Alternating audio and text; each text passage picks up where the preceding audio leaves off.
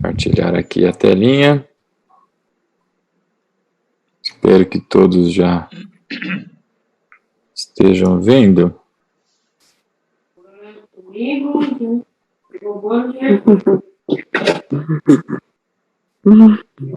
Todos vendo já? Já. Então, tá Já. bom. Muito bem, meus irmãos. Estamos falando então sobre Cristologia. Hoje é o nosso quarto de 5 encontros.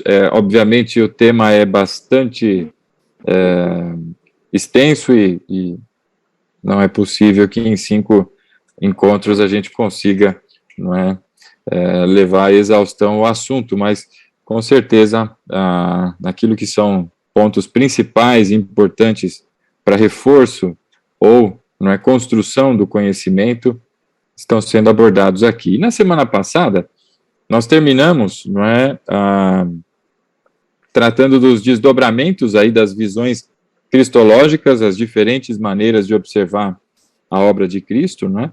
E tendo como premissa aquela questão que falamos na semana passada sobre a natureza pré-lapsariana, não é, de Jesus, ou seja, semelhante a de Adão antes da queda, implica que para que houvesse, então, essa ação do cumprimento a manutenção da santidade, o cumprimento segundo o regimento da lei, todas as questões que envolviam aí a obediência do Senhor Jesus, não é? Nós, como agora portadores dessa natureza pecaminosa, nós temos aí algumas dificuldades que são resultantes aí dessa natureza pecaminosa. Então, a natureza, não é, segue o seu curso e livre-arbítrio, então, nós classificamos para que houvesse um nivelamento aí do conhecimento, é a capacidade de ir contra a sua própria natureza, né? Então, aquele que está na sua natureza pecaminosa, morto, não é nascido de novo, ele é escravo e não tem a menor condição, né, de se levantar da sua natureza caída e buscar um caminho diferente. Por isso, a iniciativa e a ação são de Deus, não é? Tudo parte do Senhor. E terminamos na semana passada falando sobre a obra essencial de Jesus. E o exemplo que foi dado, bastante simples, eu penso, para a compreensão de todos, é que um pai ou uma mãe fazem muito, né, para seus filhos, tanto a questão da educação, na escola ou em casa, advertências, brincadeiras, ensinamentos, muita coisa. Mas de tudo que o pai e a mãe faz, obviamente, tudo tem o seu grau de importância, relevância para o momento e para a vida da criança, mas existe algo que é essencial e sem aquilo ela não vive, que é a alimentação. E o pai e a mãe têm essa questão, né, esse dever de nutrir o seu filho, nutrir, então, a sua prole aí para o seu desenvolvimento e o crescimento saudável e assim por diante, né? Então, nós vimos que o Senhor Jesus, ele fez muitas coisas, todas elas, sem sombra de dúvidas, obras extremamente importantes e de, enfim, impacto muito grande em todas as pessoas, todos se admiravam da maneira como Jesus ensinava, dos seus ensinamentos, das obras que ele realizava, não é? A grande questão é que o ponto central da vinda, da encarnação, não é, do Senhor Jesus, assumindo a sua segunda natureza, é exatamente a morte e ressurreição, como vimos na semana passada. Então, agora, um capítulo específico da obra do Senhor Jesus, hoje, né, no nosso quarto dia aqui de encontro, nós vamos falar um pouco sobre a supremacia, que é resultante dessa obra realizada pelo Senhor Jesus, que vimos na semana passada, não é? E sem a ressurreição, a nossa fé seria em vão. Todos os que esperam em Cristo, se não houvesse ressurreição, ou se Cristo não houvesse ressuscitado dos mortos, todo mundo teria uma fé vazia, e aqueles que estavam mortos, nas palavras de Paulo, esperando no Senhor, esperariam em vão, porque nada aconteceria. Então, essa é a obra essencial. Na continuidade, agora a gente vê o resultado dessa obra essencial, e as anteriores, não é?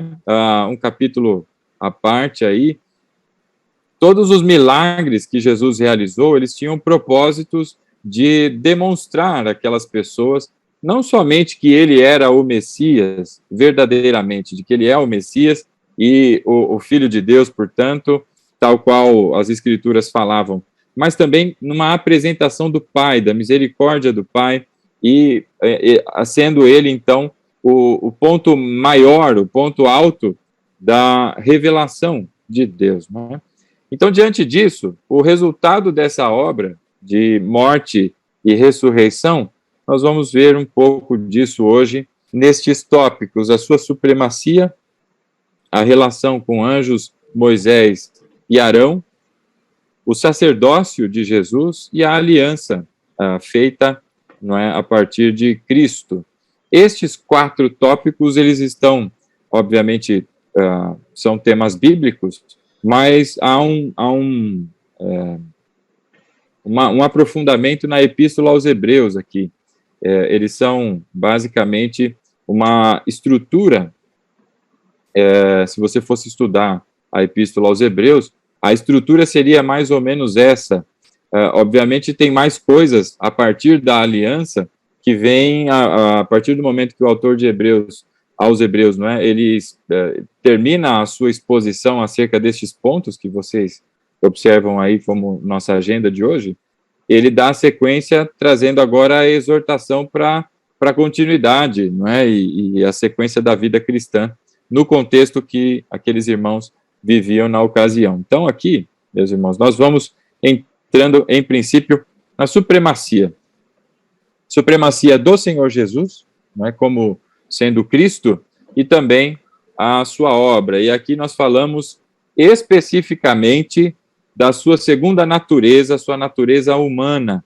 Nós sabemos, obviamente, que o Senhor Jesus ele tem a natureza divina, mas aqui o texto aos Hebreus, não é? Ele se debruça as questões da natureza humana do Senhor Jesus. Então, a obra de morte e ressurreição, ela trouxe, não é? No contexto aí do Senhor Jesus, a supremacia, como nós observamos, por exemplo, em Filipenses, no capítulo 2.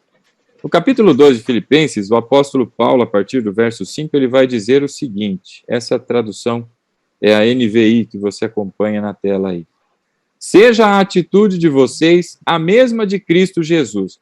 Paulo já começa dando a referência para todos nós, que Cristo é o nosso padrão de moralidade, Cristo é o nosso padrão de vida espiritual, o Senhor Jesus é a referência universal para tudo, não é? Então, seja, e principalmente sendo você cristão. Então, aos cristãos, seja a atitude de vocês a mesma de Cristo. Aqueles que diziam, então Cristo não é uma referência para mim, Jesus não pode ser uma pessoa com quem eu, ou em quem eu me baseie para tomar as minhas ações, porque Jesus era Deus, não é? Aqui está falando da sua natureza humana. E aí, como nosso referência, não é? A nossa referência, Paulo começa dizendo que a atitude de todos deve ser orientada pelos traços e os passos do Senhor Jesus. No verso 6 ele diz que, embora sendo Deus, não considerou que o ser igual a Deus era algo o que devia apegar-se. Portanto, aqui ele está fazendo a separação perfeita das duas naturezas. Duas naturezas, uma única pessoa. Então, quando sempre, lembrando que nós já falamos até aqui, sempre que se fala de qualquer uma das duas naturezas do Senhor Jesus, obviamente está se falando da mesma pessoa, é o Senhor Jesus. Não tem duas pessoas, não tem Jesus Deus e Jesus homem, tem Jesus com duas naturezas. E aqui ele está fazendo essa separação, e que é, inclusive, não é, a fé ortodoxa, que separa e não mistura. Lembrando que nós falamos sobre a impecabilidade de Jesus. A impecabilidade de Jesus não é o fato de que ele era impossibilitado de pecar, é o fato de que ele, na sua peregrinação por aqui, ele não cometeu pecados, ele não tem pecados. Por isso, não é que existe aí essa separação. Então, o verso 6 diz, embora ele sendo Deus, ele não usurpou o ser igual a Deus, não é como aquilo fosse algo a se apegar, mas esvaziou-se a si mesmo, vindo a ser servo e tornando-se semelhante aos homens. E aqui é a natureza mesmo humana. E sendo encontrado em forma humana, humilhou-se a si mesmo e foi obediente, e obediente até a morte, com morte de cruz, como já temos visto até aqui. No verso 9, o resultado da obediência, da morte e a ressurreição, portanto, é que, no verso 9, por isso Deus o exaltou à mais alta posição e lhe deu o nome que está acima de todo nome, para que ao nome de Jesus se dobre todo o joelho no céu, na terra e debaixo da terra, e toda a língua confesse que Jesus Cristo é o Senhor, para a glória de Deus Pai. Só com estes versículos, meus irmãos, muito da superstição evangélica, tem evangélico que é mais macumbeiro do que macumbeiros por aí, não é? Tem muito evangélico que tem medo de demônio, medo disso, medo daquilo, e uma série de coisas. E é como se houvesse uma guerra, e eu espero que você entenda isso que eu estou a dizer aqui, não é? A guerra, ela existe, isso é fato, mas não existe uma equivalência. Jesus não tem um par, Jesus não tem alguém, tampouco o Pai, não é? Alguém que possa equiparar-se a ele e duelar com igualdade. Não existe isso. Então, aqui, este texto de Paulo já apresenta a supremacia do Senhor Jesus Cristo e também da sua obra, sendo ela completa, não é? E suficiente. Por isso que quando as pessoas encaminhadas aí a aceitarem a Cristo, elas, durante aí o momento, não é? Se diz, você crê no Senhor Jesus como seu único e suficiente, não é? Senhor e Salvador. Este suficiente não é um termo que é empregado, não é, aleatoriamente, mas está ali exatamente por isso, porque a sua obra, ela é suficiente. Você e eu somos insuficientes, nós não temos suficiência, a gente precisa de algo, porque a gente é insuficiente. Nós precisamos de vida e vida por empréstimo. Nós precisamos de tudo que Deus nos oferta, e isso é a graça chamada graça comum ou graça geral, e que abrange todas as pessoas. Como assim, pastor? Bom, em algum lugar aí choveu hoje. Essa chuva não caiu só na cabeça ou na casa de quem é cristão, caiu na casa de todas as pessoas que estão naquela região. O sol, quando ele vem, ele não aquece e não ilumina tão somente a cristãos, mas a todas as pessoas. Isso é graça se manifestando. Agora, para efeito de salvação, ainda mais. E se nós, para uma vida, e uma vida na condenação, dependemos de Deus, dependemos do sol, dependemos do ar, dependemos que a terra produza os frutos e que os animais possam, a partir da terra, se desenvolver e toda a parte de alimentação, num pequeno detalhe, ainda mais para a vida eterna, a vida em Cristo, nós dependemos integralmente dele. Então, a suficiência vem da sua obra e da sua pessoa, pelo fato da sua obediência e aceitação do seu sacrifício. Então, no verso 9, está dito ali, por isso Deus o exaltou à mais alta posição e lhe deu o nome que está acima de todo nome, para que ao nome de Jesus se dobre todo o joelho no céu, na terra e debaixo da terra. Ou seja, não importa onde, todos os anjos, todos os seres celestiais, todas as pessoas, todos os seres que a gente talvez nem saiba que existe, de proporções atômicas ou maiores do que nós, todos estes, no céu, na terra e debaixo da terra, tudo está subjugado ao Senhor Jesus. Ele é supremo, ele é o soberano. É isto que Paulo está dizendo em Filipenses de 2, capítulo 2, de 5 a 11. E aí onde você está, eu peço a você que pegue a sua Bíblia e abra comigo na Epístola aos Hebreus. Então nós vamos fazer uma breve análise de alguns textos aqui na Epístola aos Hebreus, cujo autor é desconhecido ou não determinado. Há quem diga que foi o apóstolo Paulo, mas há indícios fortes de que não seja, exatamente porque há emprego de expressões e palavras na epístola que não conferem ou com as demais, não é? É diferente das demais epístolas de Paulo. O assunto é o mesmo, em vários momentos, mas com palavras diferentes, o que indica ser pessoa que andava muito com Paulo e também, não é, expôs o mesmo tema, só que agora com as suas palavras. Há quem diga que foi Barnabé, tem tantos candidatos, o fato, e até uma mulher, não é candidata aí à autoria da epístola, mas nós não sabemos quem é. Epístola aos Hebreus, do capítulo 1, nós vamos ler o verso 1. Diz assim: há muito tempo, Deus falou muitas vezes e de várias maneiras aos nossos antepassados, por meio dos profetas. Verso 2. Mas nesses últimos dias falou-nos por meio do Filho, a quem constituiu herdeiro de todas as coisas e por meio de quem fez o universo. O Filho é o resplendor da glória de Deus e a expressão exata do seu ser, sustentando todas as coisas por sua palavra poderosa. E depois de ter realizado a purificação dos pecados, ele se assentou à destra da majestade nas alturas. Até o verso 3, o que nós observamos aqui é a mesma intenção que teve aí o Espírito conduzindo o apóstolo Paulo em Filipenses, conduzindo agora o autor aos Hebreus, não é? Para a identificação de quem é Cristo, quem é o Senhor Jesus. Bom, o verso 1 começa dizendo assim: há muito tempo Deus falou e de várias maneiras e muitas vezes aos nossos antepassados, fazendo uso dos profetas. Portanto, a observação que o autor está dando aqui é que a mensagem que era apregoada, a mensagem trazida pelos profetas e manifestada de várias vezes e de várias maneiras, essa também era uma mensagem que ela era incompleta.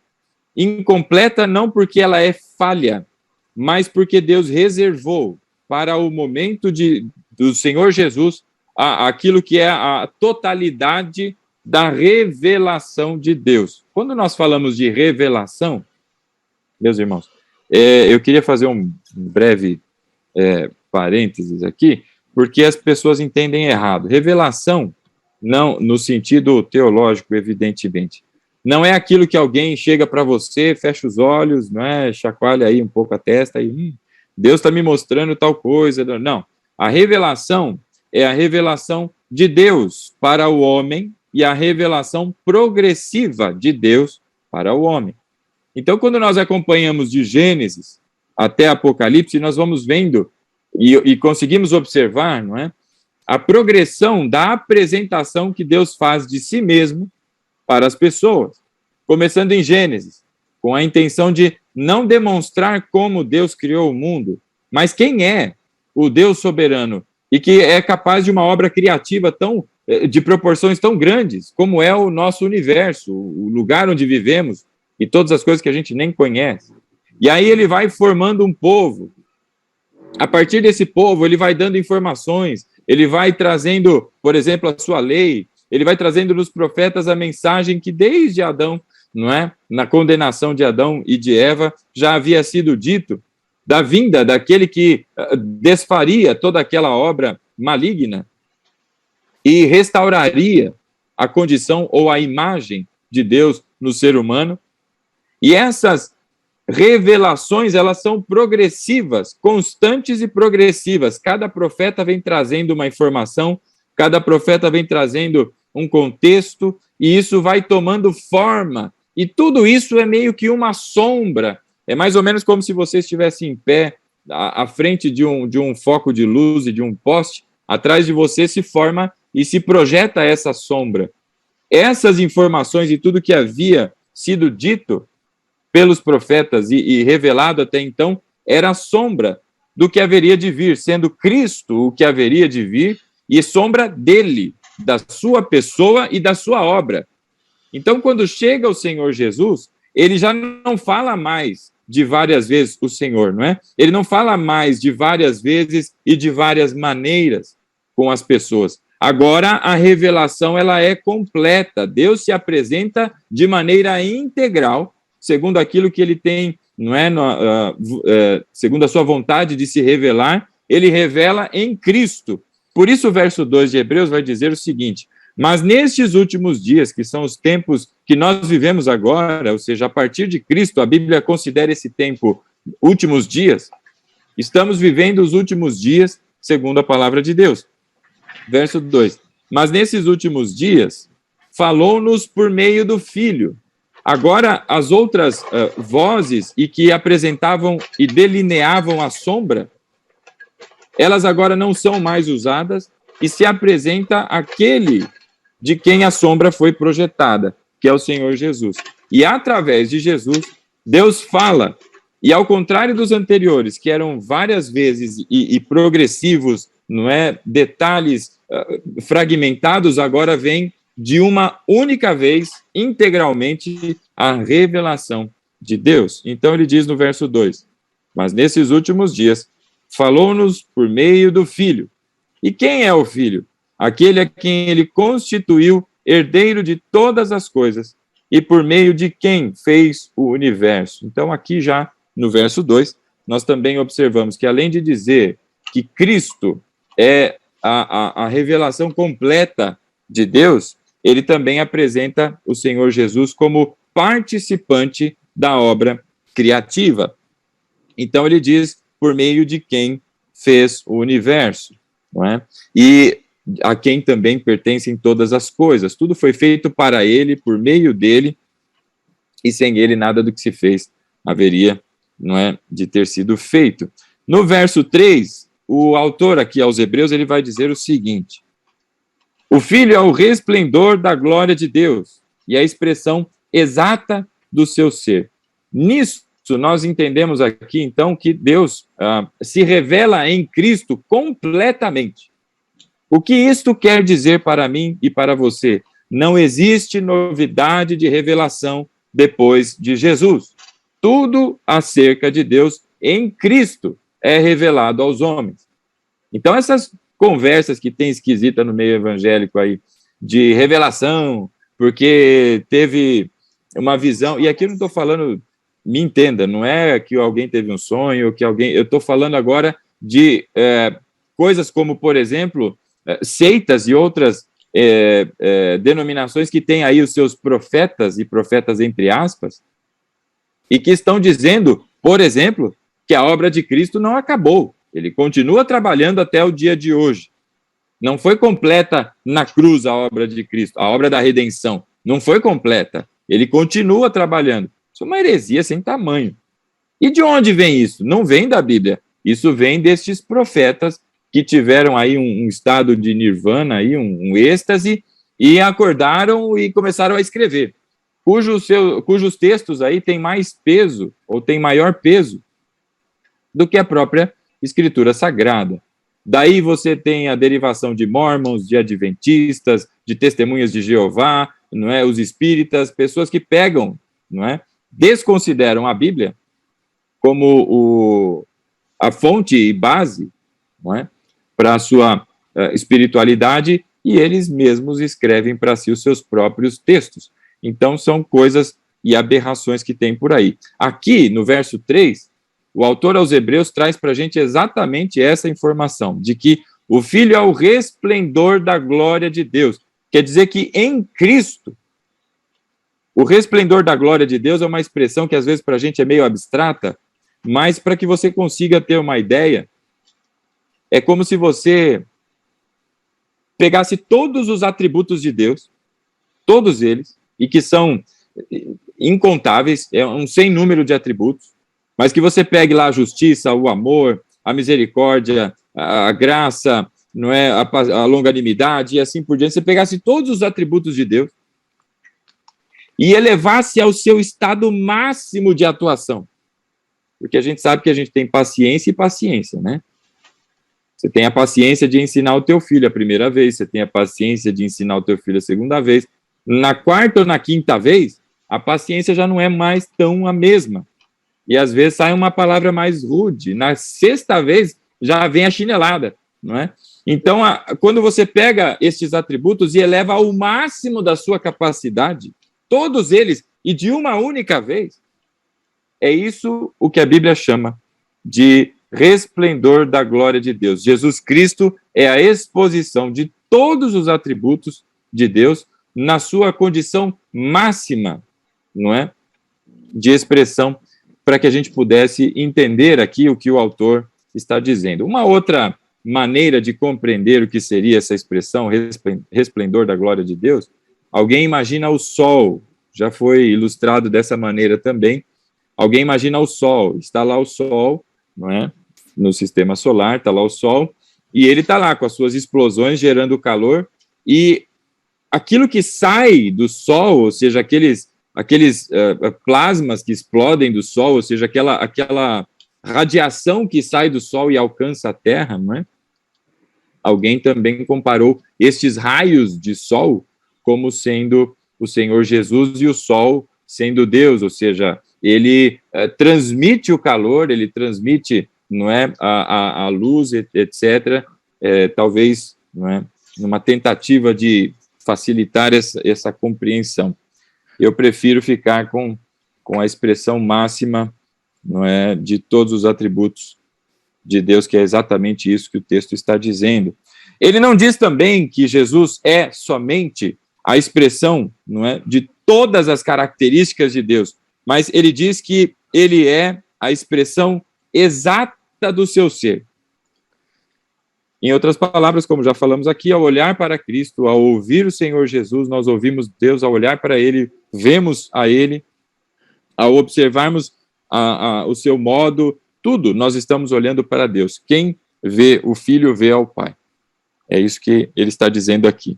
Uma outra maneira também de compreender isso, usando aí essas comparações, você já viu certamente algum filme de período medieval, e você certamente se lembra de que as cartas daquela época, ou aqueles rolos de papel, quando enviados, não é, os recados, eles iam com um pouco de cera por cima, e alguém carimbava aquela cera com o seu brasão, seja um anel, seja uma espécie de carimbo, mas aquilo era impresso naquela cera, para que todo mundo, ao ver aquela cera, reconhecesse o símbolo, sabendo a autoridade que tem.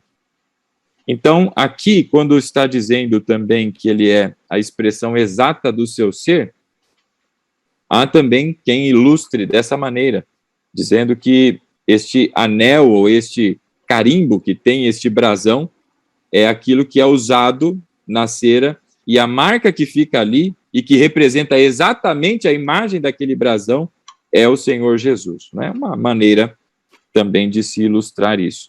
Então, no verso 3, ele vai dizer que o Filho é o resplendor da glória de Deus, a expressão exata do seu ser, e ele não só representa o Pai, ele não só exprime, não é, todas as características e é ipsis litteris o Pai, como ele também, não é, comunga do mesmo poder, não só o poder de criação, como já vimos aí, o autor dizendo, mas também ele sustenta todas as coisas por sua palavra poderosa. O mundo, o universo, tudo, não só foi formado a partir da sua palavra, como também é sustentado a partir da sua palavra. Ou seja, a obra e a pessoa de Jesus, eles são suficientes. Nós dependemos dessa suficiência, precisamos dessa suficiência que se encontra tão somente em Cristo. Então, aqui nós vemos já a primeira questão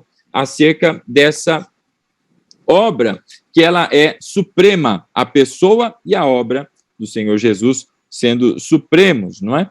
E aí a continuidade disso é que, depois de informar lá em Hebreus, no capítulo 1, verso 3, de que ele faz todas essas coisas e sustenta tudo com a sua palavra poderosa, o autor continua dizendo o seguinte, que depois de ter realizado a purificação dos pecados, como é que ele fez a purificação dos pecados? Morrendo na cruz, pagando pelos pecados. Então entra a obra de Cristo aqui. Depois de cumprir obediência, verso 8 de Filipenses 2, que está aí na tela, se você estiver acompanhando. E sendo encontrado em forma humana, humilhou-se a si mesmo, e foi obediente até a morte, e morte de cruz. Então, aqui começa, depois de ter realizado a purificação dos pecados, ele se assentou à destra da majestade nas alturas. Então, onde está o Senhor Jesus? À destra do Pai. Segundo o autor aos Hebreus, aguardando, não é, o término de que todos os inimigos estejam debaixo de seus pés, subjugados, não é, para, enfim, fazer a sua parúzia ou a sua volta. E agora, a partir disso, nós vemos que é esta obra que o elevou, não é? Por isso, verso 9 aí, que está na tela, Filipenses 2:9, por isso Deus o exaltou à mais alta posição e lhe deu o nome que está acima de todo o nome, porque ele morreu, com a morte ele paga pelos pecados, e ele ressuscitou, sendo o sacrifício aceito, e a aceitação do sacrifício ressuscitando a Cristo, nos dá também a justificação. E aí, a partir disso, ele foi, não é, assunto aos céus. Ele ascendeu, subiu aos céus. Muito bem. Então, até aqui nós vemos a supremacia, que já é, a partir disso, todo o detalhe que vem à frente agora, o desdobramento, não é? Nada mais é do que o detalhamento desta supremacia que tem aqui. Nós poderíamos encerrar isso aqui dizendo, olha, ele é supremo. Não há quem seja maior, nem em força, nem em poder, nem em capacidade, nem em sabedoria, em nada. Ele é o supremo, é o rei soberano, acima de tudo e de todos. E diante dele, inclusive, todos os joelhos, não importa se é do diabo, de demônios, de cristãos, não cristãos, todos hão de se curvar diante dele, e toda língua confessará que ele é o Senhor. E aqui um ponto importante, toda língua confessará que ele é Senhor. Nós confessamos como Senhor e como Salvador, mas haverá o dia, na ressurreição, em que aqueles que ressuscitarão para a vida, a ressurreição dos justos, eles vão ressuscitar para junto de Deus, porque eles confessaram Cristo como Senhor e Salvador. Agora haverá a ressurreição dos ímpios. E nessa, no meio dos bodes, estes que não confessaram a Cristo confessarão, junto com os demais, todos confessarão que ele é o Senhor. E que dia glorioso há de ser este, em que veremos o nosso Rei Todo-Poderoso, né, avançando na obra de redenção. Louvado seja Deus. Então, daqui para frente, meus irmãos, nós vamos entrando num detalhamento dessa supremacia apresentada não apenas por Paulo no texto em Filipenses, mas já vimos aqui em Hebreus. Mantenha sua Bíblia comigo aberta em Hebreus, nós vamos navegar bastante por ela. Tá? Avançando então, nós vemos que Jesus, ele é superior, ele é supremo. E a Epístola aos Hebreus, ela tem o objetivo, primeiro, exatamente de demonstrar a todos a supremacia de Cristo. Ele é supremo acima de tudo e de todos. Este enunciado, ele é supremo, ele é soberano acima de tudo e de todos, é suficiente. Mas o autor aos Hebreus, para trazer ao seu público e a todos nós, louvado seja Deus por isso, uma compreensão melhor, para que não houvesse dúvidas, ele faz aquilo que é uma explosão dessa supremacia, ele quebra em fragmentos menores para que a gente consiga entender isso de maneira clara e sem gerar nenhum tipo de bobagem ou besterol evangélico. Então, o Senhor Jesus, ele é superior, ele é supremo, ele tem supremacia. Sobre quem? Sobre os celestiais e sobre os humanos. Quem são os celestiais? Toda a sorte de seres, não é? Celestiais criados, assim como você e eu, criaturas, mas e que habitam aí os céus, sejam eles anjos, nas suas classificações de autoridade, ou sejam eles demônios e incluído aí nessa história o diabo, Satanás, enfim, não é? Todos os seres celestiais. Jesus é superior, não tem equivalência. Começando pelos seres celestiais, isso nós vamos encontrar dos capítulos de 1 até o capítulo 7 da Epístola aos Hebreus. Meus irmãos, eu recomendo fortemente que você faça um estudo da Epístola aos Hebreus. Isso vai tirar uma centena de dúvidas que talvez você tenha das conexões de Antigo Testamento com o Novo e coisas dessa sorte, a relação de uma série de coisas que nós vemos de símbolos, que tudo aquilo era sombra de Jesus. Não é?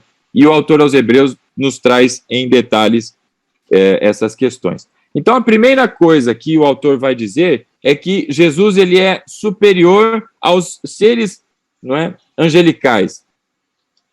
O autor começa dizendo que a mensagem que Jesus traz, a maneira como Deus fala através de Jesus, é superior a todas. A sua mensagem é superior à dos profetas, a sua mensagem ela é completa e integral, não é? Não desqualifica e nem torna obsoleta a mensagem dos profetas, mas é como que o ápice, a sumarização de tudo isso, e o que faltava se completa em Cristo, na mensagem de Cristo.